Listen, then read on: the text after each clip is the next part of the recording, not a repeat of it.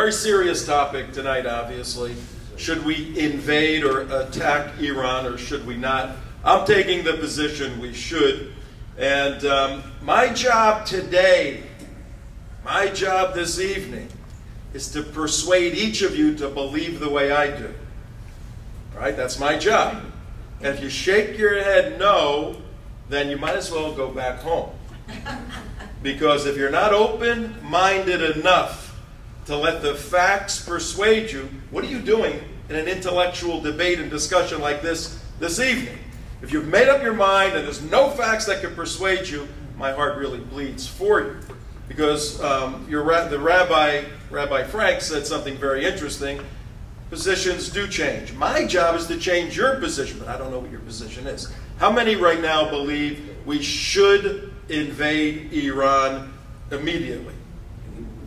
In the near future, you know, this year. To make it easy. You're changing your position already. Yeah.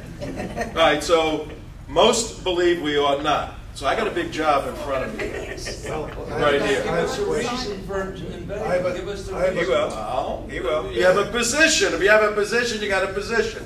I'll give you my reason. Question. Not yet. Hang on. Okay, I'll take it. Okay. When you say invade, what does that mean? What Okay. do you mean? That's my job. I think we should invade Iraq. You ever hear of Dale Carnegie to win friends and influence people? Not my job tonight. That's the rabbi over there. That's his job. I'm here to deal with facts and information. I'm an evangelical Christian. I spend 90% of my time defending the state of Israel's right to exist, defending Jews worldwide, going into some very extremely difficult, mark myself, others, situations on campuses where Jewish kids are being brutalized intellectually and even physically in some places on campuses in America, standing up, helping them fight the battle against Islamic jihad. So, you know, it's pretty clear my commitment to the things I believe in as a Christian, and foremost on that is the nation of Israel as God's indication of what's true in the world today. And I do believe there's truth in the world. Well, if that's my position, and I see an imminent and an existential threat to 7 million people in a neighborhood surrounded by 330 million evil people who have a threat doctrine 1,400 years old that has no chance ever of changing, then I can play games and make believe the facts aren't what they are. I could play games and say, hey, a little more discussion, a little more dialogue, and the Sharia-compliant Muslims are going to love Jews, and all their doctrine, there are 168 verses in the Quran about hating Jews, killing Jews, annihilating Jews. That'll just disappear. I could make believe that Hassan Rouhani, you know who Hassan Rouhani is?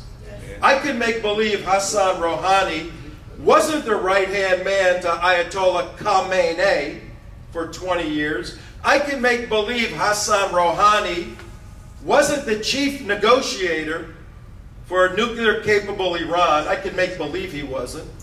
I can make believe, like the New York Times and the liberal left in this country are swooning over Hassan Rouhani right now, that he's the new moderate president of Iran. I can make believe that he now loves Jews when he said 10 years ago on ABC News, we need to annihilate Israel.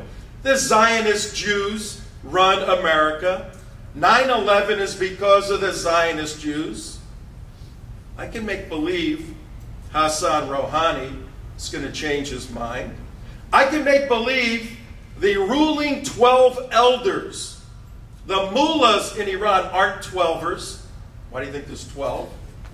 I can make believe their eschatological system doesn't require an apocalyptic event in Jerusalem so that the Mahdi could come back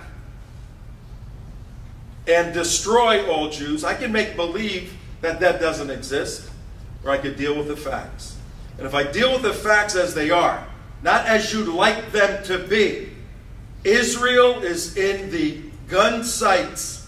Israel is in the targeting of Iran. And once Iran gets a nuclear weapon, the geopolitical paradigm shifts. And as we get into the evening, I'll tell you the implications of that. If you have an open mind, you will conclude with me this evening that there's two horrible choices before us: invading Iran, and the more horrible choice, not invading Iran. Very nice.